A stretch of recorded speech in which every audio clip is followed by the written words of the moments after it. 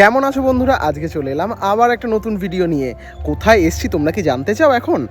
আজকে আমি চলে এসেছি চট্টগ্রাম পরিষদের বার্ষিক মিলন উৎসবে।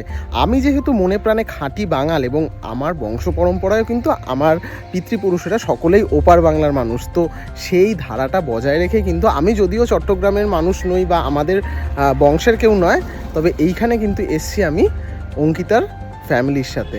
অঙ্কিতা হলো আমার খুব ক্লোজ বন্ধু, তো তার ফ্যামিলির সাথেই কিন্তু আজকে আমি চলে এসেছি এই চট্টগ্রাম বার্ষিক মিলন উৎসবে দুপুরবেলার মধ্যাহ্নভোজ সারতে। চলো তোমাদের সেখানে এবার নিয়ে যাই। তবে চলো দেরি না করে এবার অনুষ্ঠান মঞ্চের দিকে যাওয়া যাক।